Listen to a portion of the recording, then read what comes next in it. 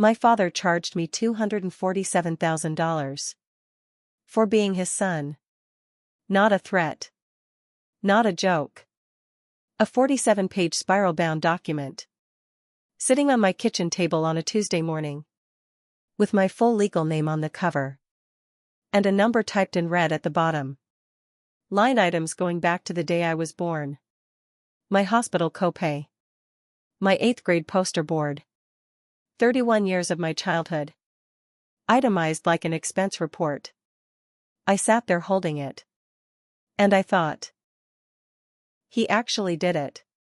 He finally put a price on me. And then I thought. He has no idea what I am about to do back.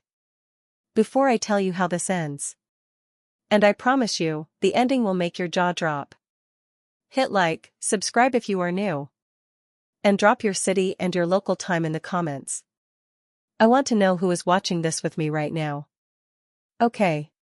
Let me take you back to where this all started. Let me take you back to Dayton, Ohio. 1993. I was born the second child and only son of Raymond Gerald Whitmore and Patricia and Whitmore. My sister Donna was 4 years older than me. We lived in a 2-story colonial on Briar Creek Road. In a suburb called Kettering. Where the lawns were kept neat. The neighbors waved from their driveways. And everyone attended the same 3 churches. And pretended everything was fine. From the outside, the Whitmore family looked like a photograph. My father worked in commercial insurance. He wore pressed khakis. He drove a Ford Taurus. And he coached my little league team. For exactly 1 season. Before he decided I was not talented enough to warrant the time investment. His words. Not mine. Delivered at the dinner table. When I was 9 years old. My mother taught 2nd grade at Oakwood Elementary. She was soft-spoken and kind.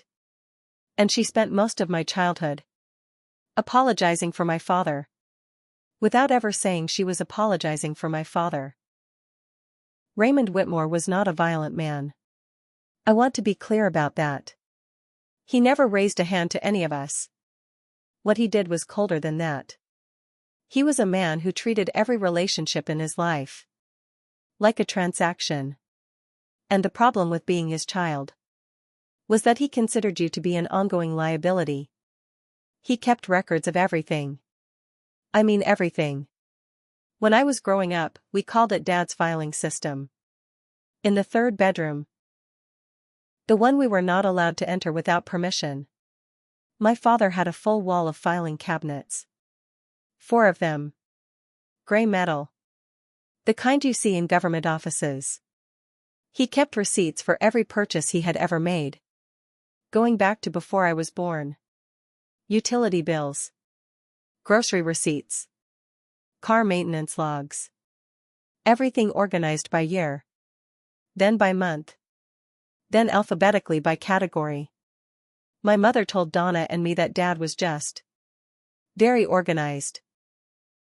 She said it with the kind of exhausted smile that only makes sense to you when you are an adult looking back. I did not understand what the filing cabinets really meant until I was much older. What I understood as a child was simpler. My father kept a running score. And according to his count, nobody ever came out ahead.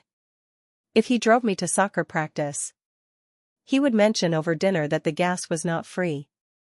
If my mother bought me new shoes for school, he would ask. At the table.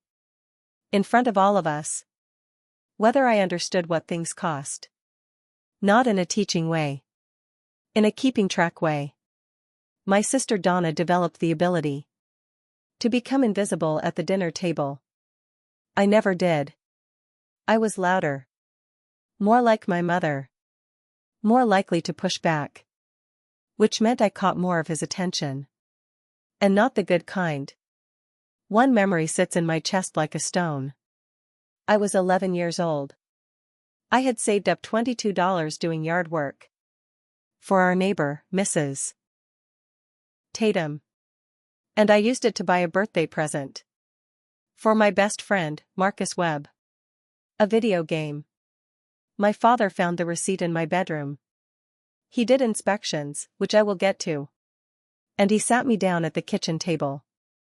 He told me that spending money on other people, before I had contributed sufficiently to the household, was, and I am quoting him directly, financially irresponsible and frankly disrespectful. I sat across from him and said nothing. My mother stood at the kitchen sink with her back to us, washing dishes that were already clean. That was Raymond Whitmore. But here is what you have to understand about growing up in that house. You normalize it. You do not know, as a child, that other fathers do not give their sons a quarterly verbal report on how much they cost. You do not know that other families do not have a whiteboard in the kitchen, listing each family member's current obligations. I thought it was strict but normal. I thought all dads were like this, just maybe a little less organized about it. It was not until I went to college that I understood how wrong I was. I left for Ohio State in the fall of 2011. I was 18 years old. I drove away from Briar Creek Road in a 2003 Honda Civic that my mother had quietly bought for me, using money she had been saving from her teacher's salary for 3 years. She never told my father the full amount she paid for it. I found that out years later. And every time I think about it, it makes me want to cry. At Ohio State I studied business administration, which felt ironic in retrospect. I worked part-time at a campus coffee shop called Crimson Cup. Not because I had to financially. My parents were covering my tuition and housing, under the terms of what my father called the education agreement, which was an actual typed document he made me sign before I left.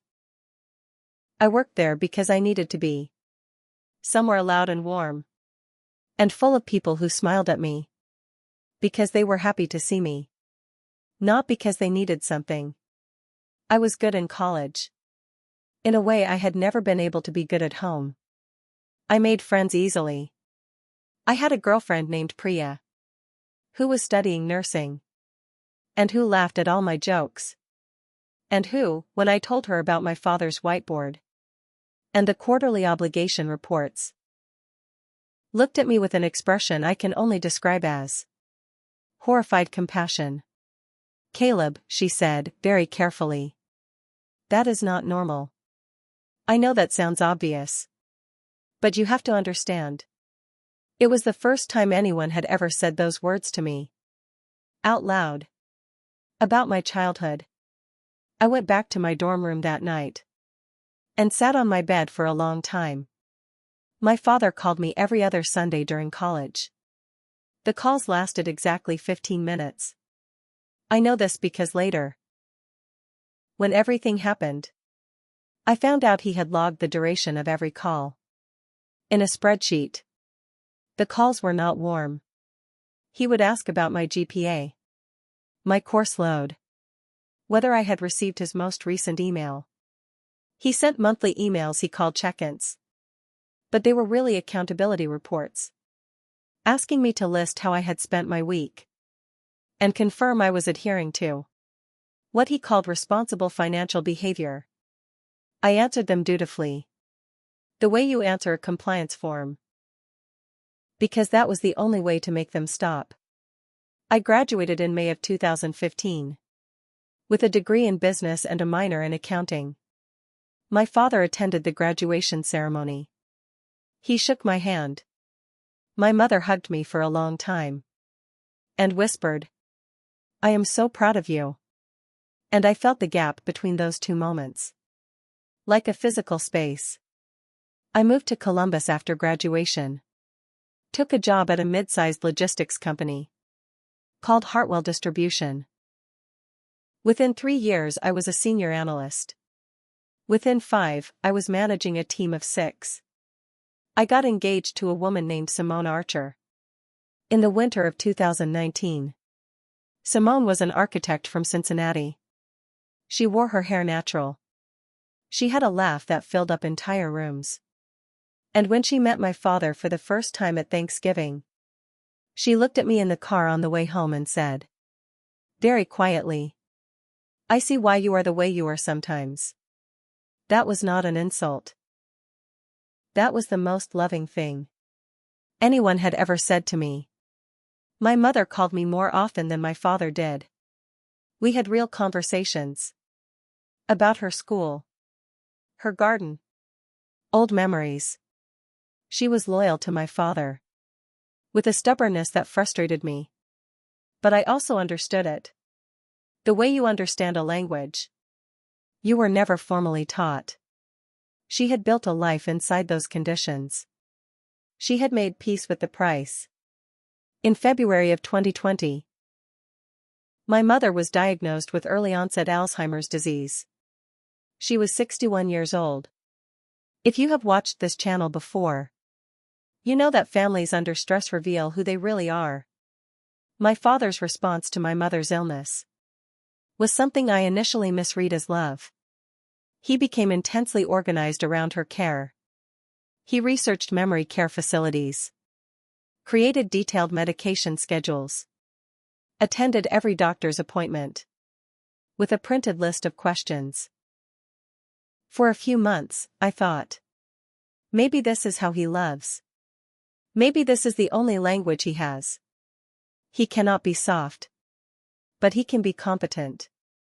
I moved back to the Dayton area in March of 2021. Simone and I had married the previous October. A small ceremony because of the pandemic. She had found a position with an architecture firm in Cincinnati, 20 minutes from my parents. I wanted to be present for my mother. I wanted to help. For about a year, I was there multiple times a week. Helping with groceries. Driving my mother to appointments. Sitting with her in the afternoons while she watched her programs. She still knew me clearly during this period. She would hold my hand and call me Caleb James. The way she always had.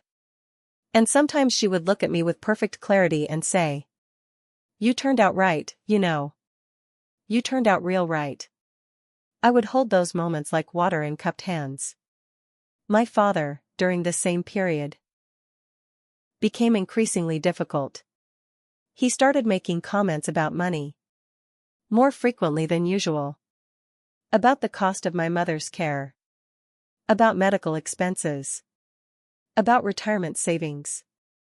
He sent emails with subject lines like, "Financial impact assessment, mom's care." At first I engaged with them. I was trying to speak his language. I was trying to reach him. Then, in January of 2022, my father asked Donna and me to come to a family meeting. We sat in the living room on Briar Creek Road. My mother was having a slower day and was resting upstairs.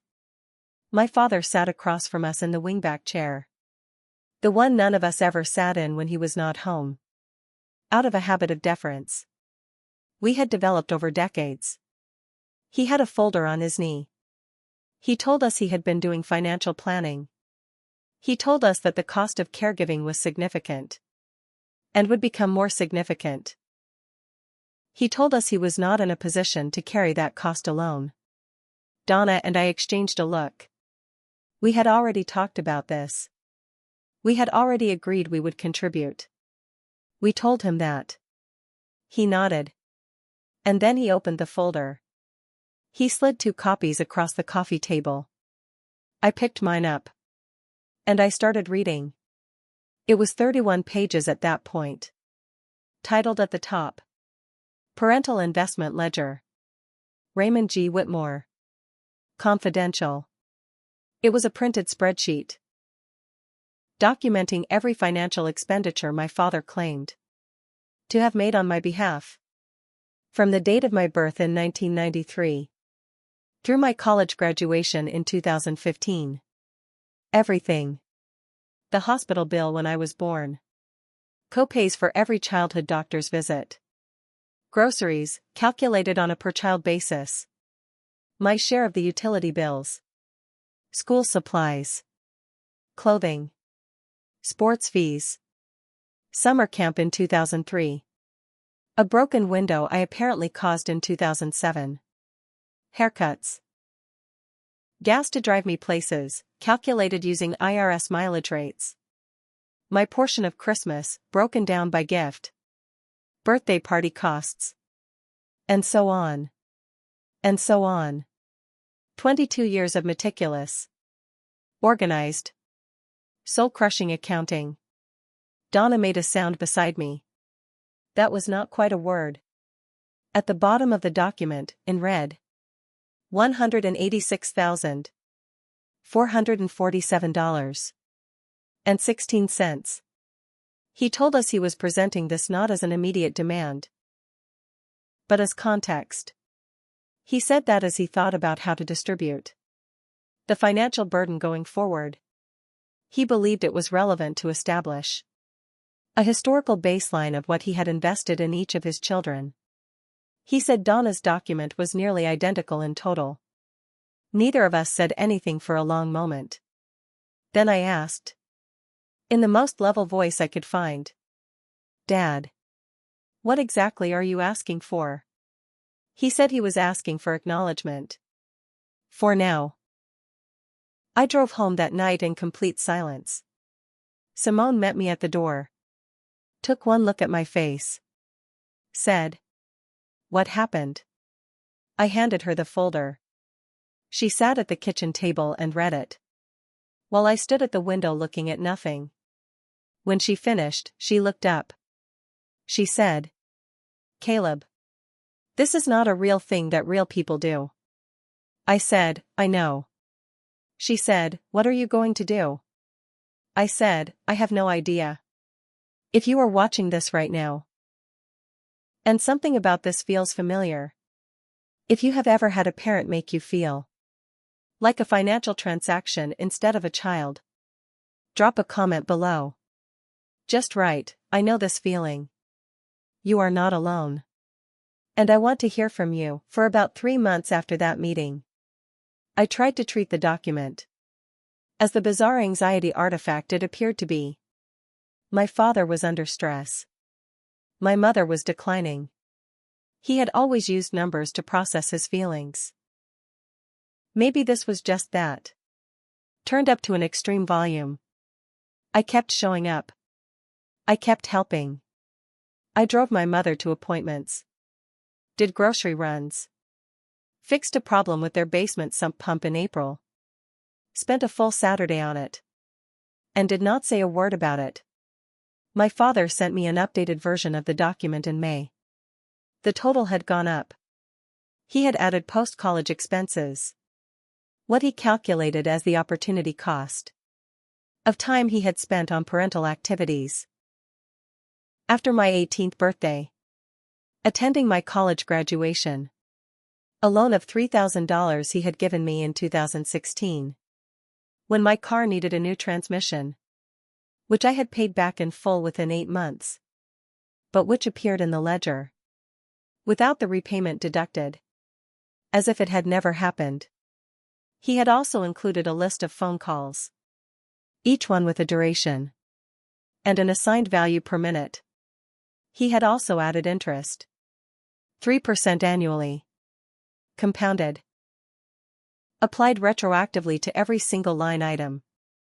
The new total was $214,209.77. I called Donna. Donna had been quietly consulting a lawyer since the first meeting. She told me this calmly. She told me the lawyer had confirmed the document had no legal standing. You cannot legally demand restitution from your adult children for the cost of raising them. Child support law does not work that way.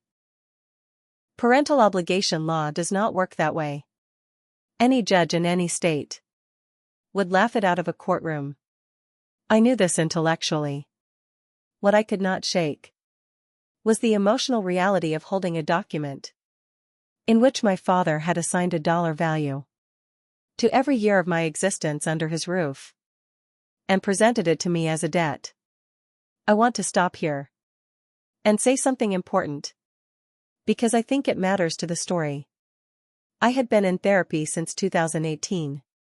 My therapist, a woman named Dr. Yolanda Ferris in Columbus, had spent years helping me understand the psychological architecture of my childhood. By the time the ledger arrived, I had language for what my father was.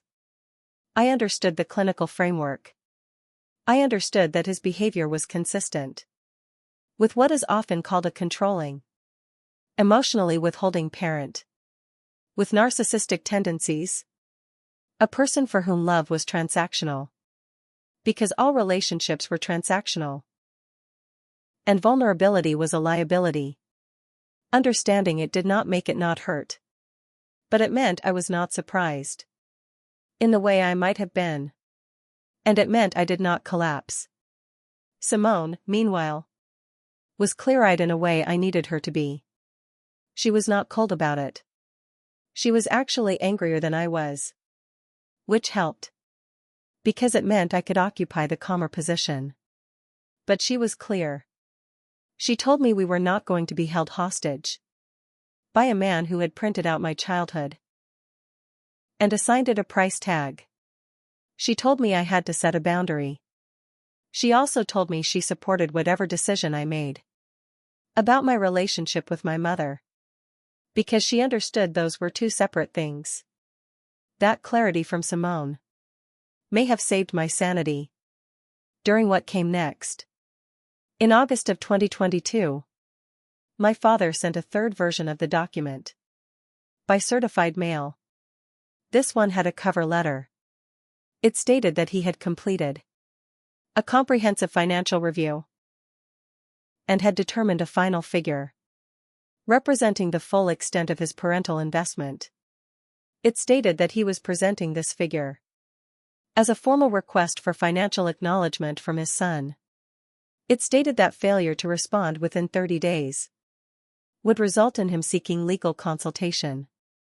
The total on this version: $247,832.16. That was the manila envelope. That was the number in red. That was the document I described at the beginning of this story. But the envelope contained one other item I had not mentioned yet. A handwritten note. 2 lines. In my father's precise, small handwriting. It said, "You always had everything you needed. I am only asking that you recognize that." I read that note 4 times. Then I put it down on the kitchen table. And I went and sat outside on our back porch. For a long time, I listened to the neighborhood sounds. A lawnmower 2 houses over. A dog barking on the next street. Kids somewhere down the block. And I thought about my mother telling me I had turned out real right. And I thought about Priya in my dorm room saying, "Caleb, that is not normal." And I thought about the whiteboard in the kitchen on Briar Creek Road, with our names and our obligations listed in my father's handwriting. And I made a decision. Here is the part of the story where I have to tell you something about myself. That becomes important. I am an accountant by training and a financial operations manager by profession. I have spent my entire adult career reading documents like the one my father sent me. I know how spreadsheets work. I know how numbers can be arranged to tell a story. And I know how to check whether that story is honest. After I sat on that porch, I came inside and told Simone I was going to respond to my father's document. Not emotionally. Not with a letter about my feelings. I was going to respond the way he had communicated. With a document of my own. Simone looked at me for a long moment. She said, "Are you sure?" I said, "He built the game. I am going to play it." I spent 3 weeks on that document. I want you to understand what I mean. When I say 3 weeks, I mean evenings and weekends. I mean going back through every financial record I had from my childhood. And I had more than you might expect. Because my mother, bless her, had given me a box of family papers. When I moved to Columbus, tax returns, medical records, school documents going back to my birth. I mean calling Donna and asking her to send me everything she had. I mean spending hours on the phone with my mother. On her good days. Asking her to help me remember specific things. My mother found this deeply amusing, by the way. She could not always remember what day it was. But she remembered. With startling clarity. Specific financial details from 20 years ago. The way Alzheimer's patients sometimes do. She remembered the price of my first bicycle. She told me my father had not actually paid for my 8th grade science camp. She had. Out of a separate personal account. She had maintained for exactly that kind of expenditure. She laughed when she said it. Like it was the most natural thing in the world. I also did something my father had not done.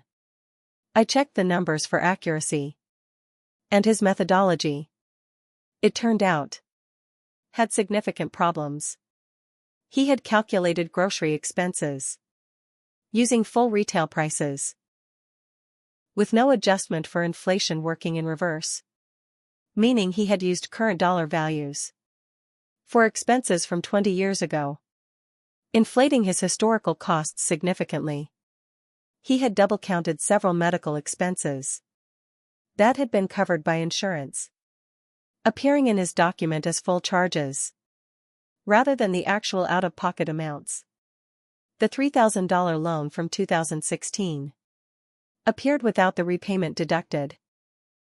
He had included full costs for items I had shared with Donna, charging me 100% of expenses. That should have been split between 2 children. The mileage calculations used current IRS rates, applied to historical driving, rather than the rates applicable in the year the driving actually occurred. By the time I corrected for all of these errors, using his own methodology, just accurately applied, his real documented expenditure was approximately $171,000. But here is where it got interesting. Because I had not just been auditing his numbers. I had been building my own. My document was called Comprehensive Household Contribution Record and Parental Cost Restatement. Caleb James Whitmore. Prepared in response to R.G. Whitmore. Financial Restitution Demand, dated March 2023. It was 62 pages. His was 47. I documented every financial contribution that I, or my mother on my behalf, had made to the household over the relevant period, starting from age 12, when I began doing paid chores and yard work, at the rates he had paid me, not rates I assigned myself. I also documented, at fair market labor rates, every hour of household labor I had provided as a child. That had reduced the family's need to pay for outside services. Lawn mowing, snow shoveling, painting the fence in 2006, cleaning the gutters starting at age 14, babysitting Donna's kids when she visited, and, the big one, every hour I had spent helping care for my mother. Since her diagnosis in 2020, I had kept a log. Not because I had expected this moment, but because Dr. Ferris had suggested years earlier that keeping records was a healthy way for me to process my experiences with my family. Every visit, every appointment, every grocery run, every afternoon sitting with her. 14 months of it. I used the average rate for home health aid services in Ohio as my valuation basis. $19.50 per hour. The total of my contributions at fair market rates. $94,311. Subtracted from the corrected version of my father's ledger. His actual outstanding claim dropped to approximately $77,000. But I was not done. I had also calculated the intangible costs his document had somehow omitted. These were listed in a section I titled Non-Monetary Parental Obligations, Bearing Documented Impact. It included a paragraph with specific examples and dates, documenting the effect of my father's conditional parenting style on my educational trajectory. Specifically, a 2-year period in which his pressure around grades had contributed to an anxiety disorder diagnosed by a school counselor in 2008, the treatment of which I had paid for myself in adulthood. It included a citation of relevant Ohio case law, confirming that parental support obligations flow from parent to child, not the reverse. And then there was the final section, the one I will admit I was proud of. I titled it Unreceived Standard Parental Services, Value of Unconditional Emotional Support, Encouragement and Secure Attachment, Not Provided. I did not assign a dollar value to that section. I left the number field blank. Below it, I wrote Amount owed, incalculable. Method of repayment, unavailable. This is the part of the story I want you to comment on. Has anyone else ever had to stand up to a parent or any family member by meeting them exactly where they were, on their own terms? Drop a comment. I want to hear how it went for you. I requested a meeting with my father. Not at his house. At a coffee shop in Kettering called Ghost Light, which had opened a few years before, and which he had never been to. That mattered to me. I needed to be somewhere that was not his territory. Donna came with me. She had known what I was doing, and had contributed several documents and her own notes, though she had decided not to submit her own formal response. She said she wanted to watch mine land first. My father arrived 7 minutes early. He was already seated when Donna and I walked in.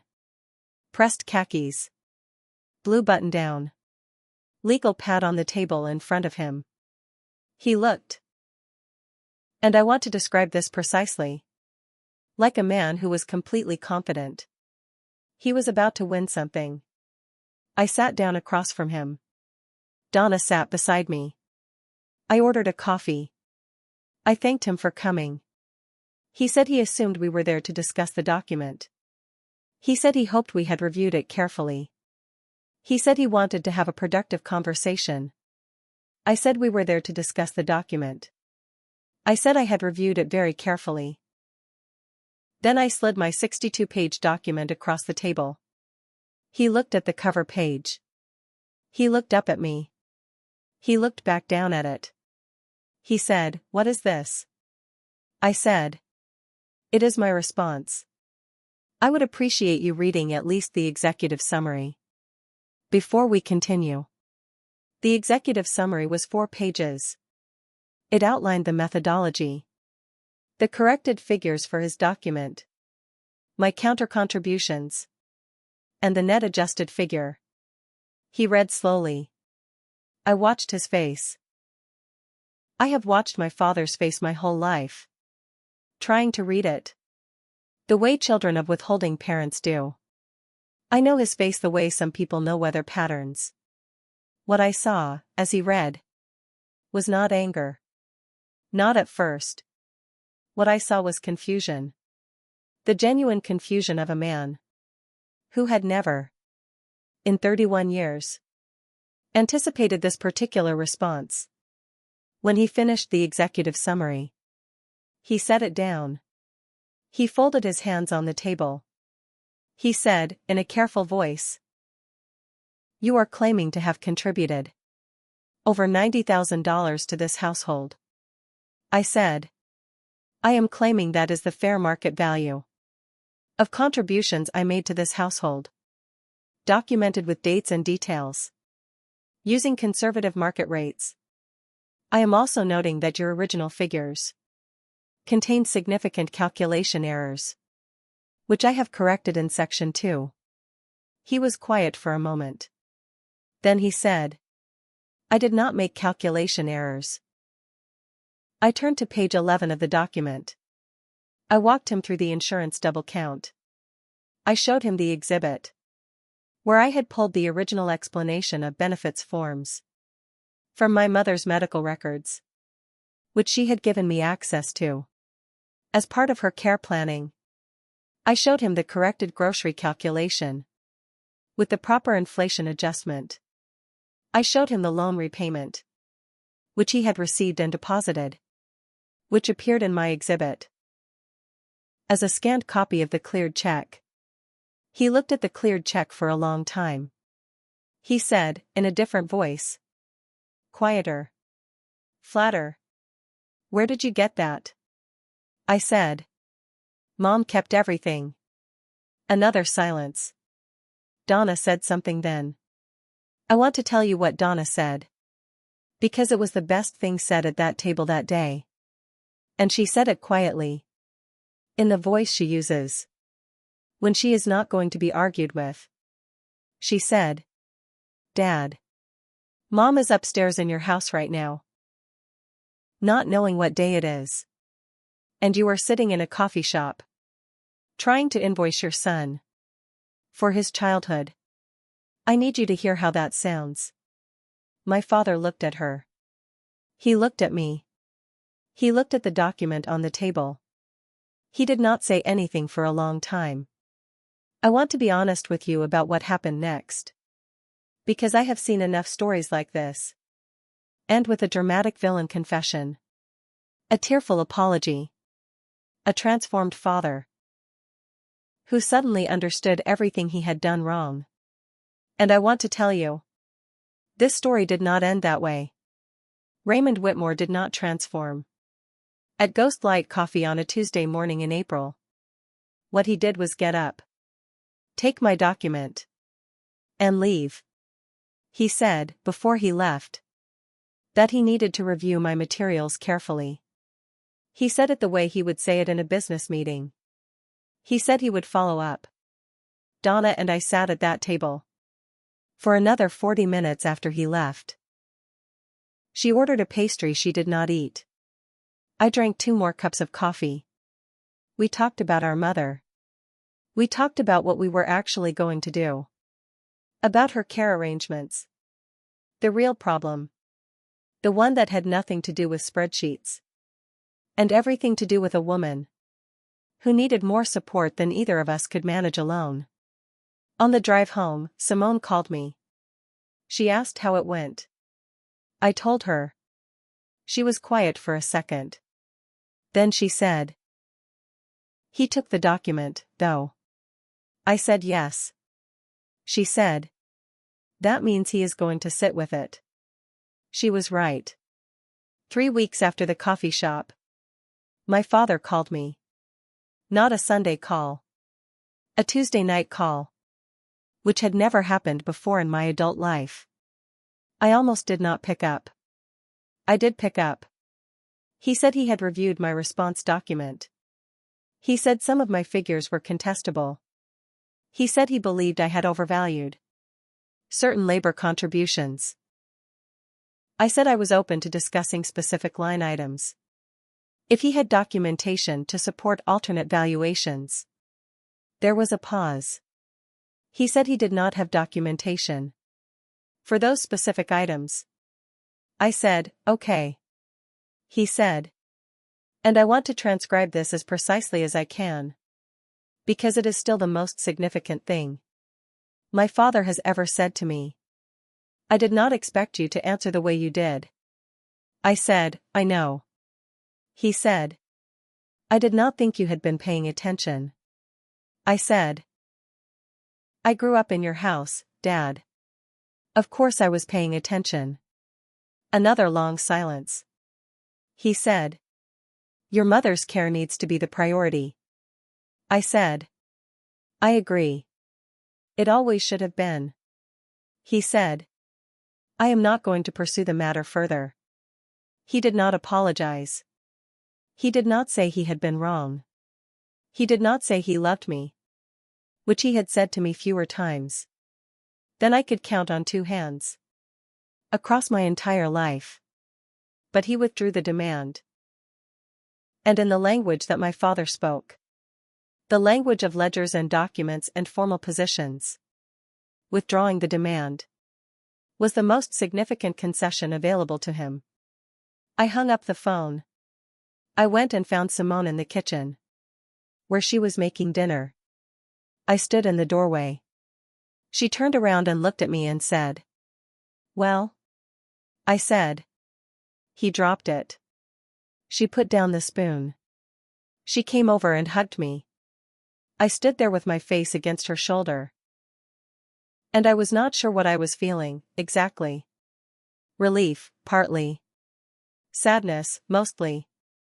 Not the sadness of losing. I had not lost.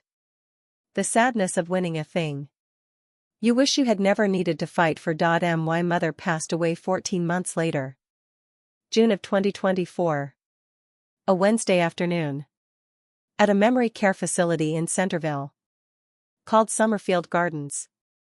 She had moved there 9 months before she died. When it became clear she needed more than home care could provide. I had found the facility. I had done the tours. I had sat with the intake coordinator. And gone through the paperwork. My father attended every facility visit with me. We did not talk much during those drives. But we drove together. That was something. In her last coherent months. My mother said things that I have kept. She said. One afternoon. While she was holding my hand. "Your father is scared of everything, you know. He always has been. He just built all those cabinets. So he would feel like he had a handle on it." She said it gently. "The way you say something. You have thought about for 40 years. Not as an excuse. As information. I think about that a lot." After she died. My father and I reached an arrangement about the estate. That was handled through attorneys. Considering everything. It was relatively civil. Donna and I had expected a fight. There was not much of one. He was, I think, exhausted. I think he had spent so much of his life maintaining the machinery of control.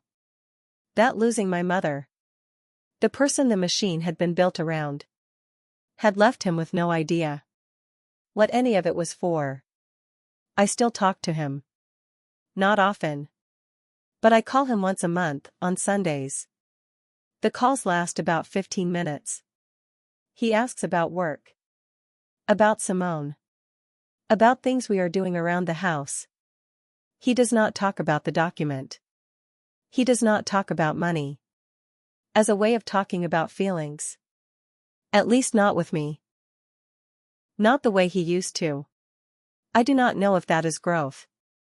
Or just exhaustion. I do not know if it matters. What I know is this. I am not carrying his ledger. He built it. He can carry it. Before I get to the ending. I have one more question for the comments. Did you ever have to let a parent off the hook? Not because they earned it. But because you needed to be free? Tell me below. This community understands things that are hard to say out loud. And I read every single comment. I have been thinking about what I actually want to say here. And I want to be careful. Because easy lessons are cheap. And this story cost more than that. There is a certain kind of parenting. And some of you know exactly what I am talking about. Where love is always conditional. Where every act of care is filed as an investment. Where being a child means being perpetually in debt. To the people who made you. The insidious thing about that kind of parenting is not the spreadsheet. My father's spreadsheet was extreme, clearly. It was a dramatic and clinical expression of something most people express in subtler ways. The insidious thing is the belief underneath it. The belief that you are a burden. That existing in someone's life is something you owe for. That love has a price. And you should be grateful. Someone was willing to pay it. That belief does not always come in a 47-page document. Sometimes it comes in a tone of voice at the dinner table. Sometimes it comes in the phrase, "After everything I have done for you." Sometimes it comes in a look. But it plants the same seed. I want to say something to anyone who is carrying that seed right now. You did not ask to be born. You did not incur a debt by existing. Whatever your parents gave you, in the way of food, shelter, education, and time, they gave that to a child who had no ability to consent to the transaction, no ability to negotiate the terms, no ability to opt out. That is not an investment. That is the basic obligation of bringing a life into the world. You are not behind. You do not owe. Now. And I say this carefully, because it is the harder part. I also think there is something to be said for meeting people in their own language. For not just walking away and calling it done. My instinct, when that manila envelope arrived, was to mail it back unopened. To go no contact. To write my father off as a loss. And protect my peace. I am genuinely glad I did not do that. Not because the meeting at Ghost Light Coffee was healing. It was not. Not in any warm or Hollywood sense. Not because my father changed. He did not. Or at least not in any dramatic way. But because answering him, on his terms, in his language, with 62 pages of meticulous documentation, did something for me. It took the document out of the realm of power and put it in the realm of conversation. It said, "I see what you are doing. I know how to do it. And I refuse to be diminished by it." It said, "I was paying attention the whole time, Dad. You taught me how to count. But I also know what cannot be counted. My father is 71 years old. He lives alone on Briar Creek Road. The lawn is still neat. The Ford Taurus has been replaced by a Buick. He still has the filing cabinets. I visit him twice a year. We sit in the living room and drink coffee. Real coffee now. Not the terrible percolator coffee he made when we were kids. And we talk about ordinary things. The weather. Sports, a little. His neighbors. He asked me once, about a year ago, whether Simone and I were thinking about having children. I said we were. He nodded. He was quiet for a moment. Then he said, "It goes fast." Just that. It goes fast. I drove home thinking about those 3 words for a long time. I am still thinking about them, honestly. I do not know if that was his version of saying something he could not say directly. I do not know if it was regret. I do not know if it was advice. But I am going to be a parent soon. Simone is due in October. And I know with complete certainty how I am going to keep my records. I am going to keep them the way my mother kept hers. In that box she gave me. The one that had the cleared check. And the school documents. And the birthday photos. And the crayon drawing I made for her when I was 5. That she had kept for 28 years. In a manila envelope. With my name written on it in pencil. Not as receipts. As memories. The difference between those two things is the whole story. Before you go, I want to ask you the question I have been building toward this whole video. Is there a person in your life who made you feel like you were a transaction? And have you found a way to rewrite that? Not for them, but for yourself? Drop your answer in the comments. A word, a sentence, a paragraph. Whatever you have room for. This community shows up for each other in a way that still genuinely surprises me. And I want to hear your story. If this video reached you tonight, Share it with someone who might need it. You do not have to tell them why. Sometimes you just know. And if you are new here, and you made it all the way to the end, hit subscribe. New stories go up every week. Stories about family. About money. About the places where those two things get tangled up. In ways nobody talks about at dinner. I will see you in the next one. Take care of yourselves. And remember, you were never the debt. You were always the point.